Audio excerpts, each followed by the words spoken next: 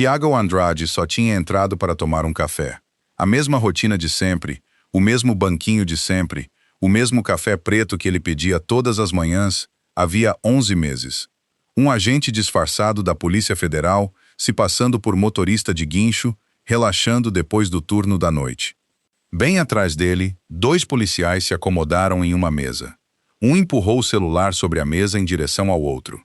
Aquele motorista de guincho, o negro que trabalha hoje à noite no Ferro Velho Aguiar, no quilômetro 12. Tiago congelou. O café na xícara tremeu levemente e depois ficou parado. O motorista de guincho de quem falavam era ele. Ele não moveu um músculo. Não ousou respirar mais alto. Ficou perto dos 2 homens, esforçando-se para ouvir o que diziam, enquanto bebericava o café como se nada estivesse acontecendo. E o que disseram em seguida o deixou ainda mais atônito. Mas Tiago já estava arquitetando um plano. Você já assistiu a uma justiça tão satisfatória que dá arrepios? Porque está prestes a assistir. Então deixa um comentário, dá aquele like e deixa eu te levar até o começo desta história. Vargem Funda fica onde o antigo cinturão industrial encontra a rodovia. Uma ex-cidade mineradora às margens do Rio das Pedras, com 14.300 habitantes. Uma estrada principal para entrar, uma estrada principal para sair, ambas desembocando na rodovia BR-262, que corta a cidade ao meio. A maior parte das antigas fundições havia fechado. Os empregos foram embora com elas. O que restou foi um posto de gasolina, uma cafeteria, algumas igrejas e um departamento de polícia que administrava a cidade como um síndico administra um prédio. Em silêncio, com controle total e pouco interesse em reclamações. Havia 4 anos, a joia da coroa do departamento era a unidade de interdição rodoviária. 8 policiais, 3 viaturas, uma missão estampada em cada nota à imprensa. Proteger as rodovias do tráfico de entorpecentes. O sargento Renato Cordeiro comandava a unidade. 34 anos, 15 anos de farda. Suas botas estavam sempre engraxadas. Seus relatórios sempre impecáveis. Seus números sempre os melhores da região. Seu braço direito era o cabo Vinícius Tavares, 29 anos, do tipo que cumpria ordens primeiro e nunca fazia perguntas. Juntos, eles haviam montado um esquema, e o esquema funcionava assim. Sempre começava pequeno. Uma lanterna traseira fraca, uma seta que não foi usada, uma troca de faixa 1 segundo atrasada, o tipo de infração que acontece com qualquer motorista, mas que em Vargem Funda, por algum motivo, só acontecia com determinadas pessoas. O carro era sempre mais velho, as placas eram sempre de fora do estado, e o motorista quase sempre era negro. Um policial fazia a abordagem. Giroflex ligado, voz calma, tudo dentro das normas. Pedia ao motorista para descer, mãos à vista, pés afastados. Enquanto o motorista ficava parado no acostamento, o segundo policial contornava o carro pelo outro lado, abria a porta do passageiro, enfiava a mão sob o banco. 30 segundos. Era tudo o que precisava. Um pequeno saco lacrado, plástico, com peso, convincente, deslizado para debaixo da almofada. A porta se fechava. O policial voltava e balançava a cabeça para o parceiro. Se importa se dermos uma olhada aí dentro? Eles nunca esperavam por uma resposta. O policial que havia plantado o saco enfiava a mão sob o banco e o puxava com 2 dedos enluvados. O que é isso? O motorista olhava, incrédulo. Nunca tinha visto aquele saco antes. Posse com intenção de tráfico, crime federal, mínimo de 10 anos. Depois vinha a pausa. Havia sempre uma pausa. Ou você entrega cada centavo que tiver agora mesmo, e hoje nunca aconteceu. Sem papelada, sem recibo, sem gravação de câmera, apenas 2 policiais, um trecho de estrada vazia e uma escolha que não era escolha nenhuma. O motorista sempre pagava, porque a alternativa era a prisão por algo que não havia feito. O dinheiro ia parar em envelopes brancos, cada um amarrado com um elástico vermelho. Cordeiro os guardava numa caixa de sapatos na sala de evidências, um cômodo que ninguém auditava, dentro de uma delegacia que ninguém questionava. Isso acontecia todo mês, sempre na primeira semana, sempre no mesmo trecho da BR-262, entre os quilômetros 8 e 16. Em 4 anos, mais de 39 famílias haviam sido paradas, revistadas e despojadas do próprio dinheiro. Algumas perderam centenas, outras perderam milhares. Todas perderam algo muito mais difícil de recuperar: a crença de que um distintivo significava segurança. Algumas tentaram reagir. Escreveram cartas, ligaram para a delegacia, foram até lá de carro, esperaram em cadeiras de plástico e pediram para registrar queixa. Todos ouviram a mesma resposta: "Vamos apurar isso." Ninguém nunca retornou à ligação. 18 meses antes daquela manhã na cafeteria, a policial Marina Falcão havia entrado na mesma delegacia e registrado uma denúncia interna. Ela tinha 24 anos, era a mais nova da unidade e já tinha visto demais. Documentou datas, documentou valores, citou nomes. O resultado? Nenhuma investigação foi aberta. Seus turnos foram dobrados, seu armário foi transferido para o fim do corredor, seu nome desapareceu das listas de elogios. A mensagem era clara: o silêncio era o preço de continuar no cargo.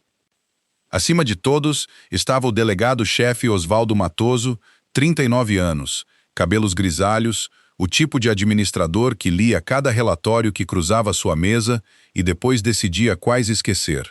Ele tinha visto a denúncia de Marina. Havia carimbado, revisado e a arquivado numa gaveta que nunca mais abriu. A unidade de Cordeiro entregava as maiores estatísticas de apreensão de drogas da região. Esses números apareciam em relatórios trimestrais. Esses relatórios viajavam até a capital do estado, e essas estatísticas mantinham a verba federal fluindo para a Vargem Funda. Em algum ponto da BR-262 naquela noite, um par de luzes azuis e vermelhas piscou atrás de um sedã velho. Um motorista foi mandado descer do carro. O esquema estava em funcionamento naquele exato momento.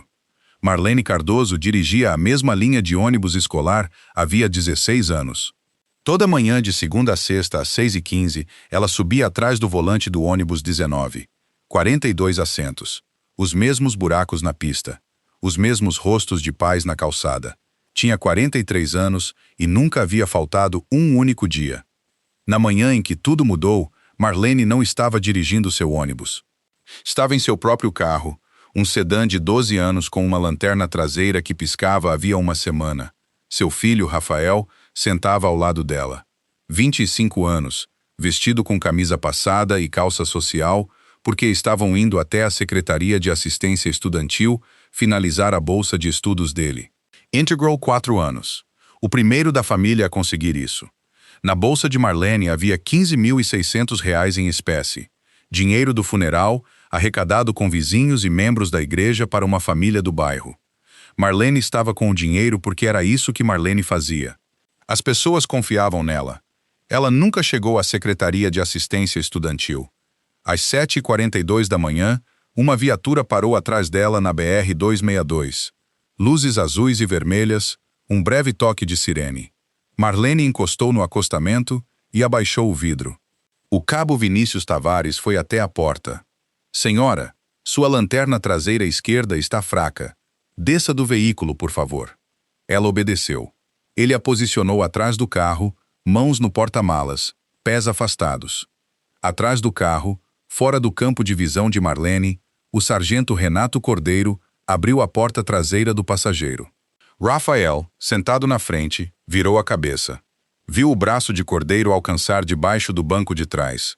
Viu um pequeno pacote deslizar sob a almofada. 30 segundos depois, Cordeiro voltou segurando o pacote com o braço esticado. "Achei isso debaixo do banco de trás." Ele o segurou bem próximo ao rosto de Marlene. "Quer explicar isso?" Marlene olhou para o saco. Nunca o tinha visto. A boca se abriu, mas nenhuma palavra saiu. "Posse de substância controlada. Isso é crime federal, dona Marlene. Podemos levá-la agora mesmo." Cordeiro fez uma pausa. Deixou o silêncio se estender. A senhora entrega todo o dinheiro que tiver e cada um segue seu caminho." As mãos de Marlene tremiam. Ela sabia o que estava acontecendo. Sabia que era errado. E sabia, parada na beira de uma rodovia com o filho a 3 metros de distância, que não tinha poder algum para impedir aquilo. Abriu a bolsa. R$ 15.600. cada nota contada e anotada em seu caderninho, lá em casa. Cordeiro pegou o dinheiro, contou, dobrou devagar e guardou no bolso do casaco, e recolheu o pacote plantado. Dirija com cuidado, Dona Marlene. Mas eles ainda não tinham terminado. Rafael tinha visto tudo. Quando Cordeiro plantou o saco, Rafael fez a única coisa que um jovem de 25 anos em sua posição faria. Levantou o celular e começou a filmar. Tavares viu o celular, abriu a porta do passageiro, puxou Rafael para fora e o prensou contra o capô. Obstrução da justiça. Interferência em trabalho policial. Algemou Rafael na frente da mãe. Apagaram o vídeo, levaram o celular, registraram uma única acusação e foram embora. Sem recibo, sem documentação, nenhum registro de que R$ 15.600 haviam trocado de mãos no acostamento da BR-262, numa terça-feira de manhã. A bolsa de Rafael exigia ficha limpa. Qualquer acusação criminal o desclassificava automaticamente. Quando a papelada chegou à universidade, a bolsa integral já tinha sido cancelada. 4 anos de futuro apagados por um par de algemas e uma mentira. Marlene foi até a delegacia naquela tarde. Sentou numa cadeira de plástico por 2 horas, até que o delegado Osvaldo Matoso concordou em recebê-la. Contou tudo. Matoso ouviu. Balançou a cabeça. Disse: "Vamos apurar isso, Dona Marlene." Nunca ligou de volta. Naquela noite, Marlene sentou-se à mesa da cozinha e escreveu a primeira de 66 cartas. Escreveu para o gabinete do prefeito, para a promotoria, para o Conselho Estadual de Fiscalização, para todo o endereço que conseguiu encontrar. Cada uma digitada numa máquina de escrever manual. E para cada carta enviada, guardava uma cópia carbonada numa caixa de sapatos debaixo da cama. A pilha crescia devagar, semana após semana, carta sem resposta após carta sem resposta. Ela não sabia que mais de 39 outras famílias haviam escrito cartas parecidas, algumas digitadas, algumas manuscritas, algumas quase ilegíveis. Todas descrevendo a mesma rodovia, os mesmos policiais, a mesma escolha impossível. Ela não sabia que suas denúncias estavam paradas na Central de Denúncias da Polícia Federal em Curitiba, arquivadas como baixa prioridade.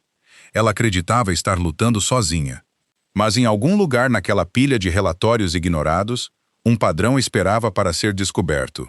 Tiago Andrade cresceu a 45 quilômetros ao sul de Vargem Funda, numa cidade chamada Serra Alta, outra ex-cidade mineradora, outro lugar onde as fundições fecharam e quem ficou aprendeu a viver com menos.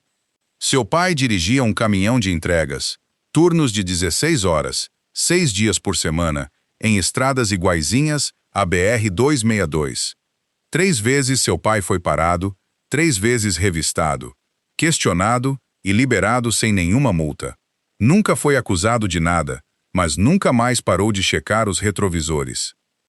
Tiago entrou na Polícia Federal aos 33 anos.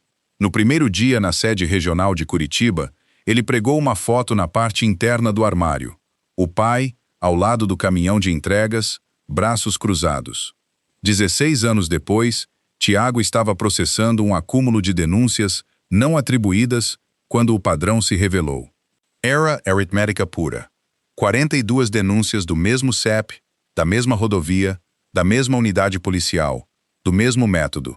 Abordagem, substância plantada, exigência de dinheiro.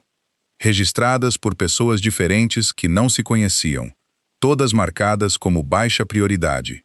Tiago viu a conexão. Isoladamente, cada denúncia parecia uma abordagem de trânsito que deu errado, a palavra de uma pessoa contra a de um policial. Mas lado a lado, os 42 casos formavam um projeto. Mesmo local, mesmos policiais, mesmo procedimento, mesmo perfil demográfico. Não era uma série de abordagens ruins, era um sistema. Ele levou o dossiê à agente supervisora Elisa Rangel. 49 anos, meticulosa, uma veterana de 26 anos que jamais aprovava uma operação que não pudesse defender em tribunal. Rangel leu o arquivo 2 vezes, depois abriu um caso. Mas Vargem Funda era pequena e fechada. O departamento de polícia era o maior empregador da cidade. Nenhuma testemunha externa iria depor, nenhum documento havia vazado e Cordeiro conduzia sua operação com apertos de mão, em dinheiro e silêncio absoluto. Precisavam de alguém infiltrado. Thiago se ofereceu.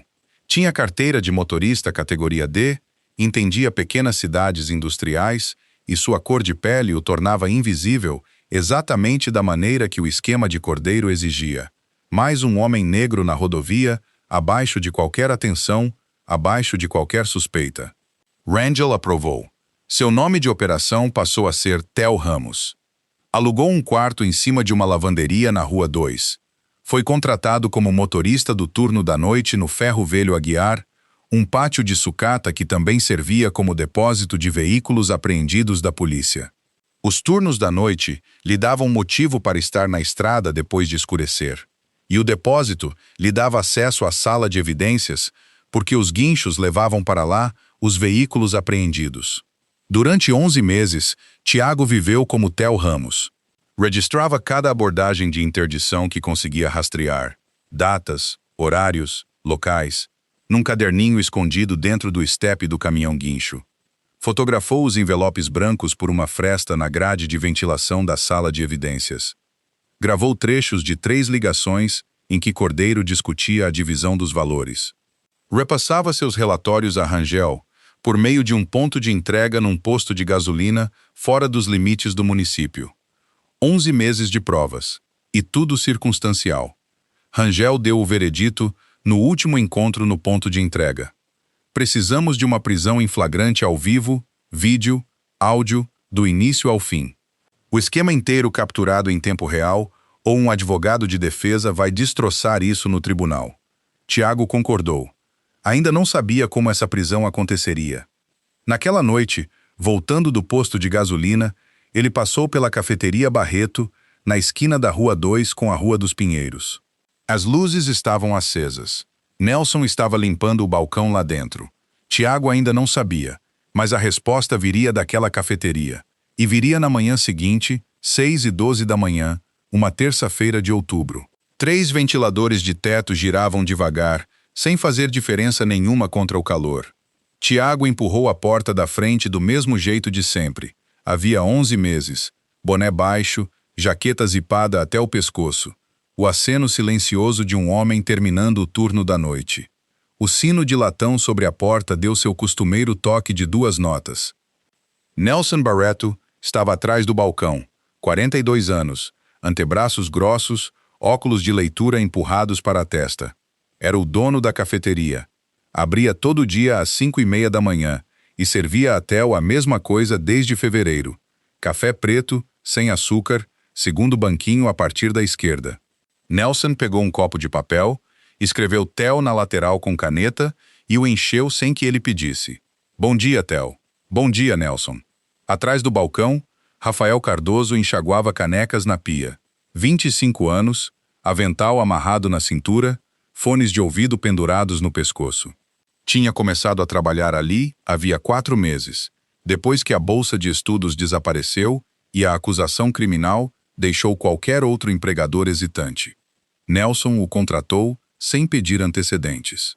Thiago se acomodou no banquinho, envolvendo o copo com as 2 mãos. O café estava na temperatura certa, quente o bastante para sentir o sabor, não quente demais para ter pressa. A porta da frente se abriu de novo. 2 policiais entraram, fardados, cinturões táticos. O sargento Renato Cordeiro primeiro, depois o cabo Vinícius Tavares. Cruzaram o salão sem olhar para ninguém, sentaram-se na mesa 4, contra a parede do fundo, e largaram os bonés sobre a mesa. Nelson levou café para eles. Cordeiro murmurou um agradecimento. Tavares desdobrou um guardanapo. Conversaram sobre nada por um tempo. O plantão da madrugada? Uma batida na pista elevada? Se o Coritiba tinha alguma chance no domingo. Thiago bebericou o café. Reconheceu a voz de Cordeiro na hora. Grave, rouca, a voz de um homem que fumava um maço por dia e considerava o silêncio uma habilidade profissional. Já tinha ouvido aquela voz em 3 ligações gravadas. Manteve os olhos em frente, as costas voltadas para a mesa a 3 metros de distância. Então o volume de Cordeiro caiu, não um sussurro, mas um abaixamento deliberado. Do jeito que um homem fala quando quer ser ouvido por uma única pessoa e mais ninguém. Tem um motorista de guincho no turno da noite que está fazendo perguntas demais. Tavares: qual deles? O Aguiar tem uns 3 ou 4 caras revezando. O novo. Está lá há menos de um ano. Os dedos de Tiago se apertaram em torno do copo. Mal perceptível. O movimento foi tão pequeno que nem Nelson, a 1 metro de distância, notou. Podia ser qualquer um. O ferro velho Aguiar empregava meia dúzia de temporários. Tiago disse a si mesmo que podia ser qualquer um. Deu um gole lento, pousou o copo com suavidade. Não se virou. 1 minuto se passou. Os ventiladores giravam. A torneira de Rafael corria lá atrás. Nelson reabasteceu o açucareiro no fim do balcão e cantarolou algo baixinho, fora de tom. A manhã seguia comum e sem pressa, do jeito que as manhãs seguem numa cafeteria pequena de cidade pequena. Mas atrás de Tiago, a conversa ia se afiando. Então Tavares falou de novo, e o cerco se fechou. Você quer dizer o negro? Aquele que estaciona perto do portão dos fundos? Cordeiro. Quarta-feira à noite. Puxei as imagens da câmera do pátio. Ele estava na sala de evidências às 2 da manhã, bem na noite em que mudamos as caixas para o depósito novo. O peito de Tiago travou. Aquela quarta-feira à noite. Lembrava de cada detalhe. Tinha ficado sozinho na sala de evidências, fotografando as caixas de sapatos cheias de envelopes através da grade de ventilação. Jaqueta cinza, boné preto. O caminhão guincho estacionado perto do portão dos fundos, porque o pátio da frente ficava trancado depois da meia-noite. Só havia uma pessoa naquela sala às 2 da manhã. Lei. Seu dedo indicador pressionou a lateral do copo. A superfície do café tremeu. Uma pequena ondulação, e depois ficou parada. Cada instinto do corpo mandava que ele se levantasse, saísse andando, entrasse no caminhão e dirigisse até Vargem Funda virar um ponto no retrovisor. Mas ele tinha passado 11 meses aprendendo a ser Theo Ramos. E Theo Ramos era um homem que não vacilava. Theo Ramos era um homem que bebia o café, cuidava da própria vida e não ouvia nada. Ele fixou o olhar à frente. O espelho convexo redondo montado na parede atrás do balcão, do tipo que lojas de conveniência usam para vigiar furtos, refletia a mesa atrás dele. Conseguia ver Cordeiro se inclinando para a frente. Conseguia ver Tavares tirando o celular do bolso. Uma foto apareceu na tela de Tavares. Tiago conseguia vê-la no espelho, distorcida pela curvatura do vidro, mas inconfundível. Uma figura de jaqueta cinza e boné preto, parada junto ao portão dos fundos da sala de evidências. Fotografada de costas. Era ele. Cordeiro bateu de leve no celular. Esse cara sabe demais. Andou perto do depósito. Anda perguntando aos funcionários sobre escala de turno. Mais cedo ou mais tarde ele fala com a Falcão, com um jornalista, com alguém. Precisamos encerrar isso antes que vaze. Encerrar como? Hoje à noite, quilômetro 12. Você coloca um pacote na cabine do caminhão dele. Eu faço a abordagem, reviro, encontro. Posse com intenção de tráfico, mínimo federal de 10 anos. Ele desaparece, e ninguém acredita numa palavra do que diz um traficante condenado. Caso encerrado. Tavares recostou. E a Falcão para de encher o saco. Uma pedra, 2 pássaros. As palavras pousaram sobre a cafeteria como um peso. Tiago não se moveu. O copo ficou suspenso no ar entre o balcão e a boca. Não o baixou. Não o ergueu mais. Simplesmente parou. 3 coisas colidiram ao mesmo tempo. Estavam falando dele. Hoje à noite, no quilômetro 12, iam plantar provas no caminhão dele e prendê-lo. E acreditavam que ele era um civil que tinha visto demais, não um agente federal.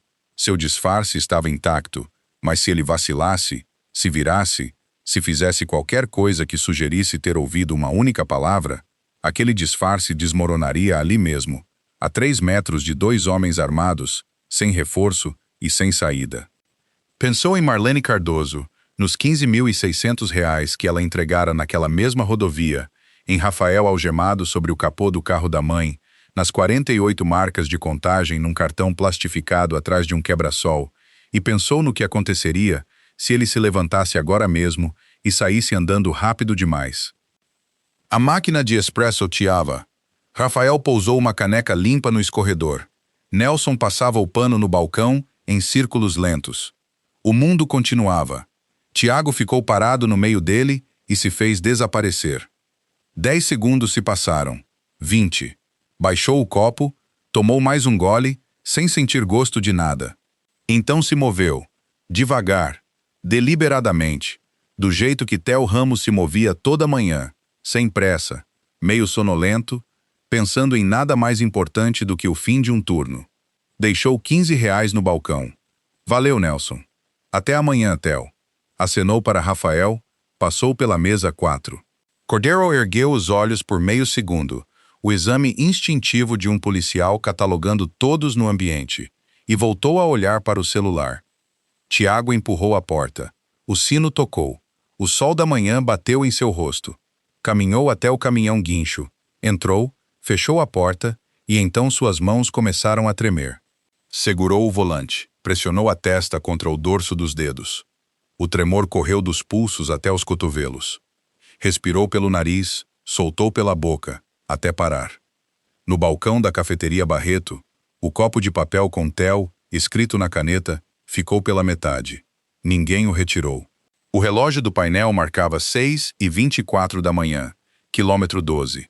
23 horas daquela noite, 16 horas e 36 minutos. Ele tinha uma escolha.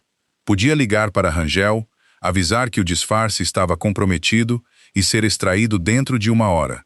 Seguro, limpo, profissional. Mas se fugisse, 11 meses de trabalho morriam com sua saída. Cada fotografia, cada gravação, cada anotação no caderninho dentro do estepe, tudo circunstancial, insuficiente para condenar. Cordeiro sairia livre. O esquema continuaria funcionando. Marlene Cardoso jamais veria seus R$ 15.600 de volta. Rafael carregaria uma ficha criminal pelo resto da vida. Marina seria a próxima da lista. E mais de 39 famílias jamais saberiam que alguém havia tentado. Ou podia ficar. Deixar que viessem. Deixar que plantassem as provas. Deixar que executassem o esquema inteiro nele, enquanto cada segundo era capturado em câmera e áudio. Pegou o celular descartável. Discou o único número salvo. Rangel atendeu no segundo toque. Consegui sua prisão em flagrante ao vivo, disse Tiago. Mas a isca sou eu. Rangel ficou em silêncio por 10 segundos. Tiago conseguia ouvir a respiração dela do outro lado. Medida, deliberada. O silêncio de uma mulher fazendo cálculos que não queria dizer em voz alta. Você perdeu o juízo, disse ela por fim. Talvez. Se algo der errado, se eles fugirem do padrão, se um terceiro policial aparecer, se Cordeiro decidir pular a extorsão e ir direto para a prisão, não conseguiremos chegar a tempo. Eu sei. Outra pausa. Mas é a única forma. Precisamos disso gravado. Sim, senhora. Rangel soltou o ar. Está bem. Vamos fazer assim. O plano era simples.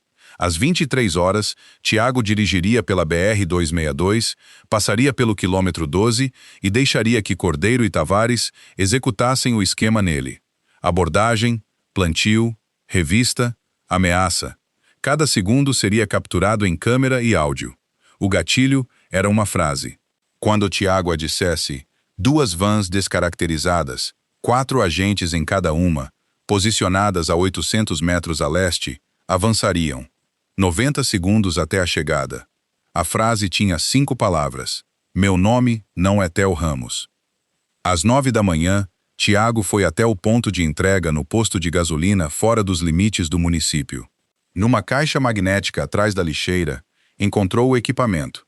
Um microfone não maior que um botão de camisa, uma microcâmera embutida no retrovisor e um segundo celular transmitindo áudio ao vivo para o servidor da Polícia Federal em Curitiba. Instalou o microfone na jaqueta, trocou o retrovisor do caminhão, testou o sinal. Depois foi até a delegacia. Seu motivo era legítimo. O ferro velho Aguiar precisava rebocar um sedã do depósito. Enquanto esperava a papelada do plantonista, caminhou até o pátio atrás da delegacia, onde as viaturas ficavam entre os turnos. A viatura de Cordeiro estava destrancada. Sempre estava. Ele a mantinha do jeito que mantinha a sala de evidências. Com descuido, porque acreditava que ninguém jamais olharia. Tiago abaixou o quebra-sol. Atrás dele, preso por um elástico, Havia um cartão plastificado. Ele já tinha fotografado esse cartão havia 4 meses. Mas uma fotografia era uma cópia. Aquele era o original. Marcas de contagem na letra de cordeiro. Uma para cada abordagem. Ao lado de cada marca, um valor. R$ 520, 1.560, 1.040, 4.550. 48 marcas. 48 famílias. Thiago deslizou o cartão para dentro da jaqueta e voltou ao caminhão. Às 2h15 da tarde, encontrou-se com Marina Falcão no estacionamento de um supermercado em outra cidade. Ela estava de folga, a paisana, sentada no carro com os vidros fechados e o motor ligado. Ele contou o que tinha ouvido na cafeteria naquela manhã. Contou a verdade. Não era Theo Ramos. Era um agente federal, e se essa operação desse certo, a denúncia dela de 18 meses atrás finalmente importaria. Marina ouviu sem interromper. O maxilar tenso, mas as mãos firmes. O que você precisa? Ligue para o cordeiro do seu celular pessoal. Puxe assunto sobre o motorista do guincho. Deixe ele falar. Às 4h30 daquela tarde, Marina discou para Cordeiro de um celular já conectado a um dispositivo de gravação da Polícia Federal. Oi, sargento. Soube que você tem um problema com um dos motoristas do Aguiar. Cordeiro caiu na conversa sem hesitar. Estava confiante. Estava displicente. Era um homem que já tinha feito aquilo 48 vezes e nunca enfrentado uma única consequência. Ele detalhou todo o plano, quilômetro 12, o pacote plantado, a prisão, a acusação. Não baixou a voz. Não se conteve. Falou do jeito que fala um homem que já fez algo tantas vezes que aquilo deixou de registrar como crime.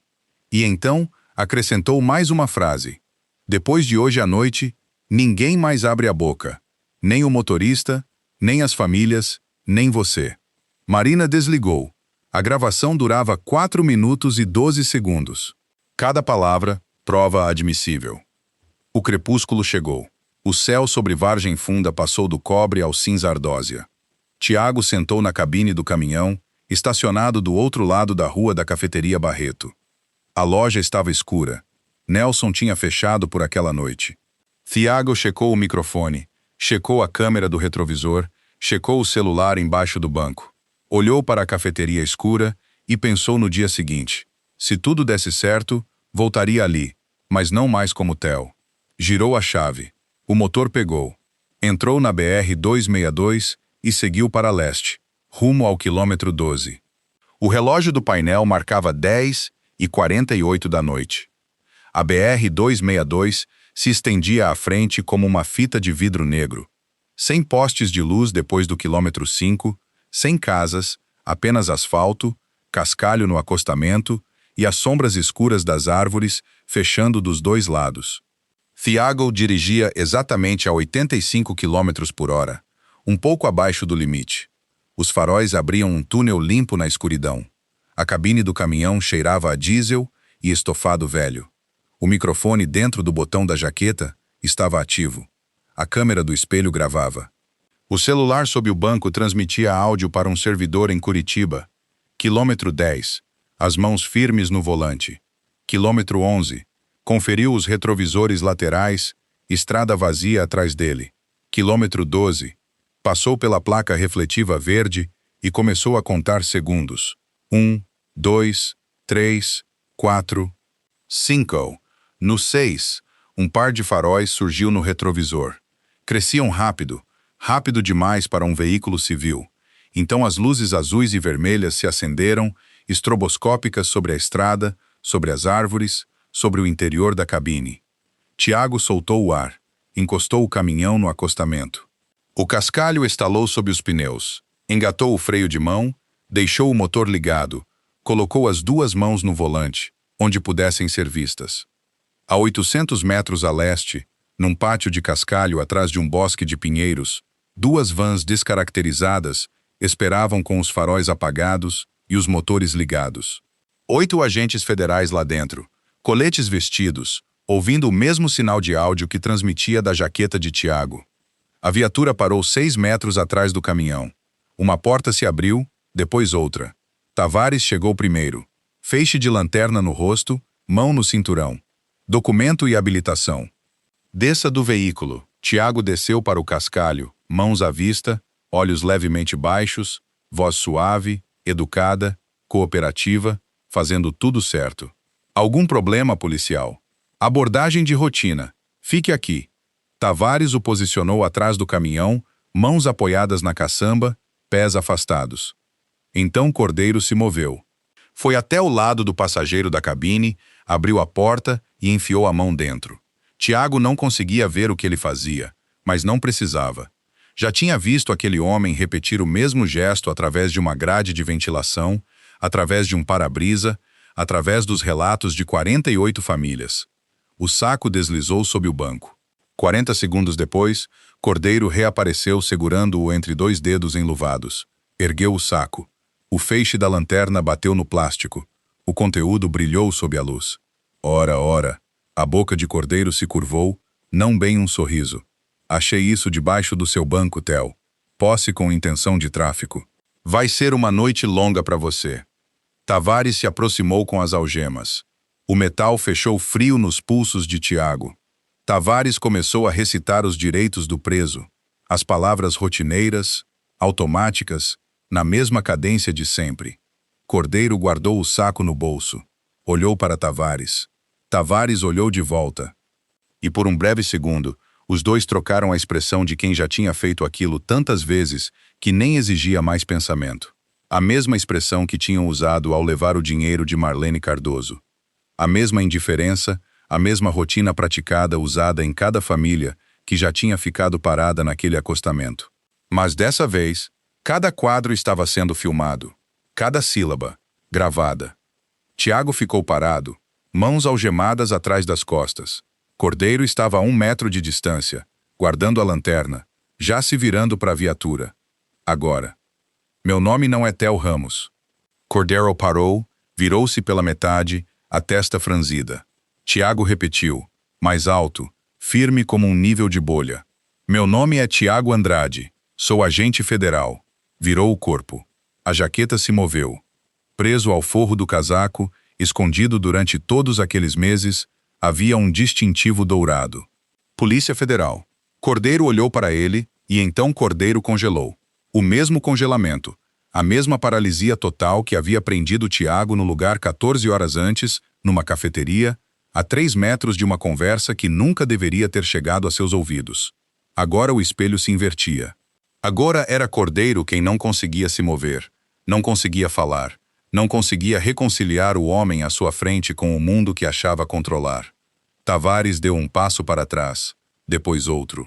Faróis explodiram na linha de árvores. As 2 vans avançaram para a estrada, portas já se abrindo. 8 agentes em equipamento tático, armas em punho, vozes ríspidas e sobrepostas. Polícia Federal, mãos onde possamos ver. Cordeiro e Tavares estavam no chão em segundos. Algemas, as próprias algemas do departamento, fechadas nos pulsos deles. Tavares não disse nada. Cordeiro não disse nada. O silêncio de homens que compreendiam, de repente e completamente, que o sistema que haviam construído tinha acabado. Um dos agentes se aproximou de Tiago e retirou suas algemas. Tiago esfregou os pulsos. Olhou para baixo, para Cordeiro deitado de bruços no cascalho do acostamento da BR-262, bem naquele trecho onde 48 famílias tinham sido roubadas de seu dinheiro e de sua dignidade. Cordeiro virou a cabeça, a bochecha pressionada contra o cascalho. Os olhos encontraram os de Tiago. Você estava na cafeteria essa manhã. Tiago olhou para ele. Café preto, segundo banquinho da esquerda, a 3 metros da sua mesa. Cordeiro fechou os olhos. Tudo o que tinha dito naquela manhã, o plano, o alvo, o quilômetro, o motivo, Tiago tinha ouvido cada palavra, e Cordeiro tinha olhado direto através dele. Do mesmo jeito que olhara através de cada outro homem negro naquela rodovia por 4 anos, a própria coisa que tinha tornado o esquema possível, a suposição de que certas pessoas eram invisíveis, foi a coisa que o encerrou. Às 7 da manhã seguinte, a cafeteria Barreto não se parecia nada consigo mesma. As mesas tinham sido empurradas e alinhadas numa única fileira comprida, que ia da vitrine da frente até a parede dos fundos. As cadeiras estavam empilhadas junto ao balcão. A máquina de expresso estava desligada, e onde os clientes normalmente sentavam com jornais e bolinhos de mirtilo, 278 envelopes brancos jaziam em fileiras arrumadas, cada um amarrado com elástico vermelho. Nelson Barreto tinha oferecido a cafeteria sem que ninguém pedisse. Rangel havia ligado para ele às 5 da manhã e explicado o que estava acontecendo. Nelson disse uma única palavra: "Vem", e abriu a porta da frente de Rob de banho. A agente supervisora Elisa Rangel estava de pé à cabeceira da fileira de mesas, prancheta na mão. 3 agentes juniores desciam pelas fileiras, abrindo cada envelope, contando as notas dentro e registrando o total num formulário federal de evidências. Os valores variavam: R$ 195, R$ 1.040, R$ 2.600, R$ 15.600. Cada envelope era uma família. Cada elástico era uma abordagem que nunca apareceu em nenhum boletim de ocorrência. Tiago sentou no canto, no segundo banquinho a partir da esquerda. O mesmo assento onde tinha passado 11 meses como Theo Ramos, mas naquela manhã, pela primeira vez, não usava boné. O distintivo pendia de um cordão em seu pescoço, e o nome no copo de café, escrito pela mão de Nelson, não era Theo, dizia Tiago. As acusações contra Renato Cordeiro foram formalizadas antes do meio-dia: apreensão ilegal de bens, fabricação de provas, conspiração para violação de direitos civis sob prerrogativa de cargo, extorsão. Cada acusação carregava peso federal. Somadas, colocavam Cordeiro diante de 25 anos de prisão. Vinícius Tavares escolheu um caminho diferente. Às 9 da manhã, seu advogado já tinha contatado o Ministério Público Federal com uma proposta: cooperação total em troca de redução de pena. O depoimento de Tavares não apenas confirmaria o esquema, mapearia toda a sua extensão, nomearia cada policial envolvido e traçaria 4 anos de operações, do primeiro saco plantado ao último envelope branco. Sua cooperação puxou mais 6 policiais para a investigação. Alguns tinham participado diretamente das abordagens. Outros haviam fechado os olhos quando os envelopes eram divididos. Um tinha ajudado Cordeiro a mudar as caixas de sapatos entre depósitos quando a sala de evidências foi reorganizada e nunca tinha perguntado o que havia dentro delas. Todos os 6 foram afastados, aguardando o indiciamento. O delegado-chefe Oswaldo Matoso não foi indiciado, não de imediato, mas a investigação revelou o que a denúncia de Marina alegara 18 meses antes. Matoso tinha recebido um relatório interno detalhado documentando o esquema, tinha confirmado o recebimento e não tomara nenhuma providência. Foi suspenso do cargo naquela tarde. A Corregedoria Estadual abriu uma investigação separada por prevaricação. Ao meio-dia, o alcance da operação ficou claro. 278 envelopes, 278 abordagens, 278 famílias que tinham sido paradas, ameaçadas e despojadas do próprio dinheiro no acostamento de uma rodovia, numa cidade onde as pessoas pagas para protegê-las eram as mesmas que as roubavam. A equipe de atendimento a vítimas da Polícia Federal começou a fazer ligações naquela tarde. Algumas famílias ainda estavam em Vargem Funda, ainda dirigindo pelas mesmas estradas, ainda checando os retrovisores toda vez que passavam por uma viatura estacionada. Algumas tinham se mudado para Curitiba, para São Paulo, para lugares onde o nome Cordeiro não significava nada. Poucas não puderam ser localizadas. Mas o processo tinha começado. Cada real documentado naqueles envelopes seria rastreado, verificado e devolvido. Sobre a mesa de evidências, entre uma pilha de envelopes e uma caixa de luvas de látex, ficavam 2 objetos que Rangel havia colocado lado a lado de propósito. O primeiro era o cartão plastificado do quebra-sol de Cordeiro, agora lacrado num saco de evidências transparente. 48 marcas, 48 valores. Um placar mantido por um homem que tratava a extorsão como um esporte. O segundo era uma fotografia impressa naquela manhã, tirada do dossiê do caso. Mostrava uma caixa de sapatos velha, amassada, presa com fita adesiva, sobre uma mesa de cozinha. Dentro da caixa, 66 cópias carbonadas de cartas escritas numa máquina de escrever manual, cada uma endereçada a um órgão diferente, cada uma descrevendo o mesmo crime, cada uma sem resposta. A caixa de sapatos de Marlene Cardoso. 2 caixas de sapatos. Uma guardava um registro de roubo, a outra guardava um registro de alguém tentando impedi-lo. Rangel ficou de pé entre elas, falando à sala. Cada marca neste cartão, disse, batendo de leve no saco de evidências, é uma pessoa. Uma dona Marlene. Uma família que fez tudo certo e foi punida por isso. E cada carta nessa caixa é prova de que o sistema foi avisado, e o sistema escolheu não ouvir. Fez uma pausa. Vamos mudar isso. O novo procedimento foi anunciado naquela tarde. Com efeito imediato, toda a apreensão de bens realizada durante uma abordagem de trânsito na região exigiria um recibo em 2 vias.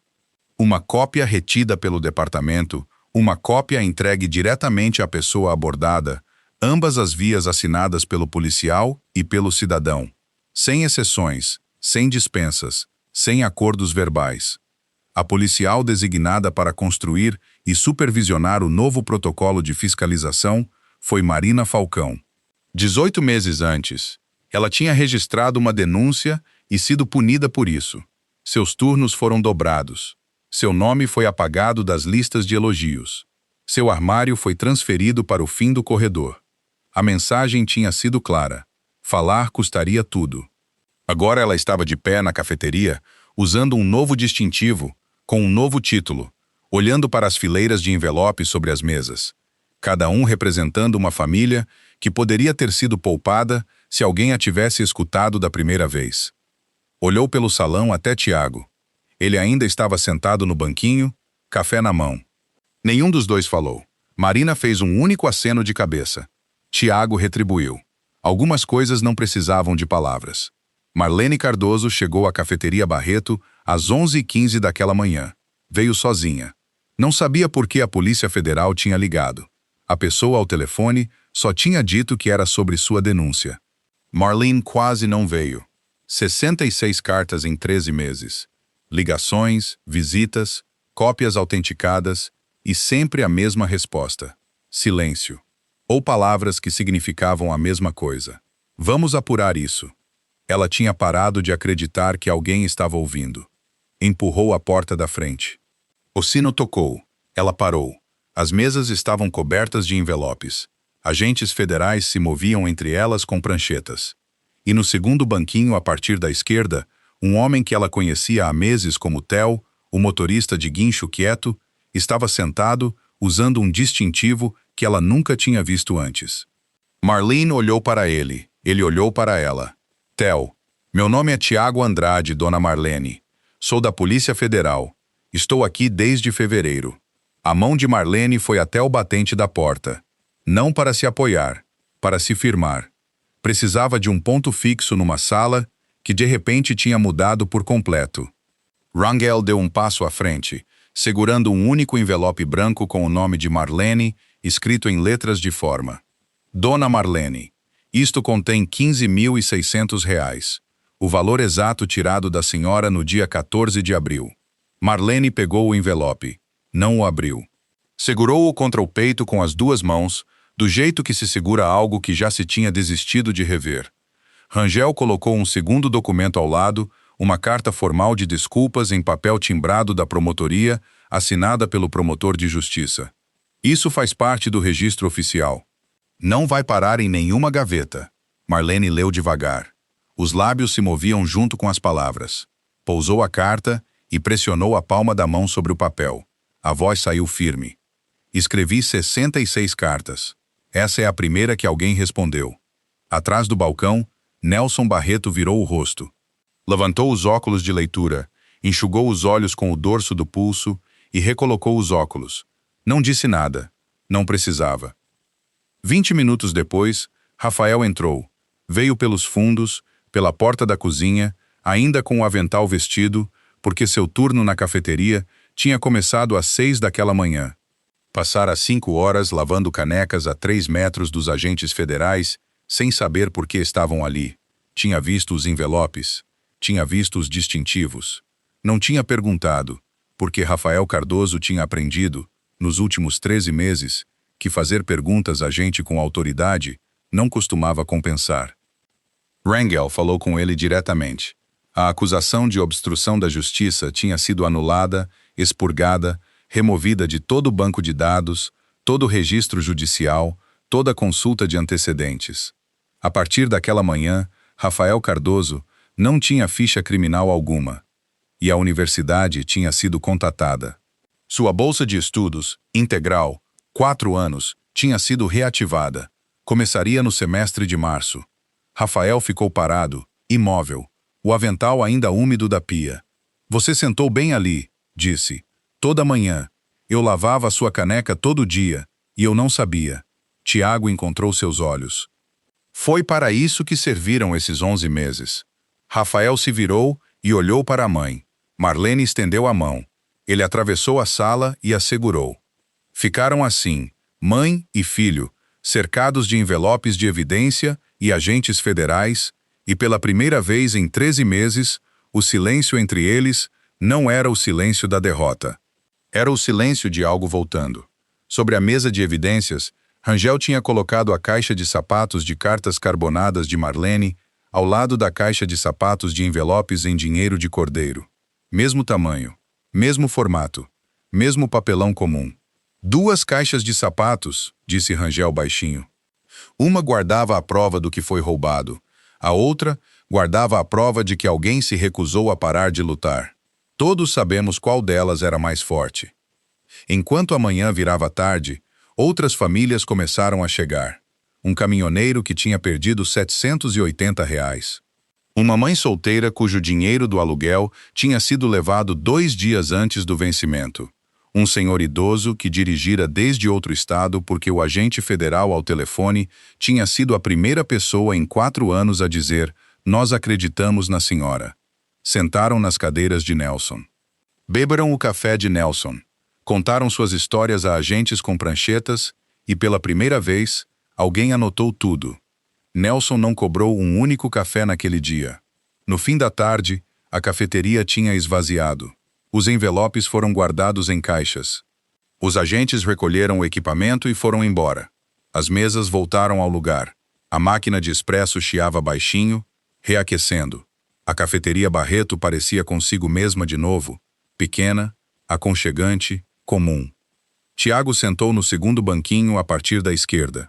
Nelson ficou atrás do balcão, limpando-o do jeito de sempre no fim do dia. Pegou um copo de papel, destampou a caneta, escreveu algo na lateral, encheu-o de café preto e o colocou diante de Tiago. Tiago olhou para baixo. O copo não dizia Theo, dizia Tiago.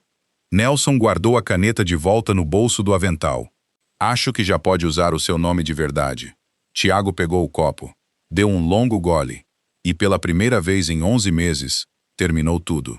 Marlene Cardoso ainda dirige o ônibus 19 toda manhã de semana. Mesma linha, mesmos buracos na pista. Não faltou um único dia. Rafael voltou à faculdade em março. Senta na primeira fileira de cada aula. Marina Falcão usa um novo distintivo. Diz, supervisora de fiscalização.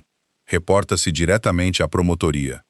No Ferro Velho Aguiar, a vaga do turno da noite continua em aberto. O nome Theo Ramos ainda está no quadro de escala. Ninguém o apagou. E no quilômetro 12 da BR-262, o acostamento está vazio, sem luzes piscando, sem motorista sendo mandado descer do carro. Apenas o silêncio do asfalto e o som dos carros passando. Às vezes, a justiça não começa com um distintivo ou um tribunal. Às vezes, começa com uma xícara de café e a decisão de continuar sentado imóvel quando cada nervo do seu corpo está gritando para que você corra. Tiago Andrade não precisava ficar. Podia ter saído andando, ligado para o chefe e estado a salvo dentro de 1 hora. Mas pensou em Marlene Cardoso e na caixa de sapatos cheia de cartas sem resposta. Pensou em Rafael, que perdeu 4 anos de futuro em 30 segundos no acostamento de uma rodovia, e decidiu que 11 meses de trabalho e o valor roubado de 48 famílias valiam uma noite aterrorizante. Se você já viu alguém sendo tratado injustamente e se perguntou se uma pessoa sozinha poderia fazer diferença, esta história é a sua resposta. Deixe um comentário aí embaixo.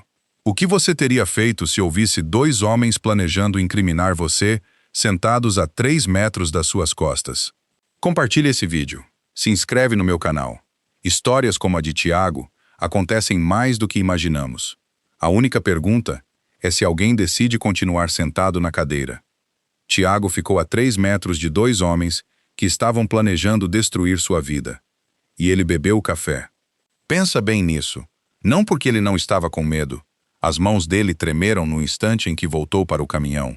Mas porque 11 meses de trabalho, 48 famílias e uma mulher com uma caixa de sapatos cheia de cartas sem resposta, tudo isso estava sentado ali naquele banquinho, em silêncio. E se ele vacilasse, se respirasse alto demais, se virasse rápido demais, se pousasse o copo com força demais, tudo aquilo morreria ali dentro daquela cafeteria. Essa é a primeira coisa. Coragem não é o momento em que você avança. É o momento em que você decide ficar parado quando tudo dentro de você está gritando para correr. Tiago podia ter ligado para a chefe, sido retirado dentro de 1 hora e ido para casa inteiro. Ninguém o culparia. Mas ele pensou em Marlene, pensou em Rafael, pensou nas 48 marcas num cartão plastificado e decidiu que a própria segurança não valia mais do que o que aquelas famílias ainda tinham perdido. Segundo, Tiago se ofereceu para ser a isca. Não porque tinha que ser, mas porque era o único que podia. Ele entendia algo que a maioria das pessoas evita a vida inteira. Às vezes, a única forma de provar a verdade é se tornar você mesmo a prova. E a última coisa, Tiago viveu como ninguém durante 11 meses. Nome errado, trabalho errado, vida errada. Lavava a própria caneca de café toda manhã, a 3 metros de um rapaz, cujo futuro tinha sido roubado na mesma rodovia que ele percorria toda noite. E não disse nada, não porque não se importasse, mas porque falar cedo demais teria significado que ninguém pagaria pelo que fez. Então, lembre-se, às vezes o ato de coragem mais difícil não é falar, é ficar em silêncio o tempo suficiente para que a verdade esteja pronta.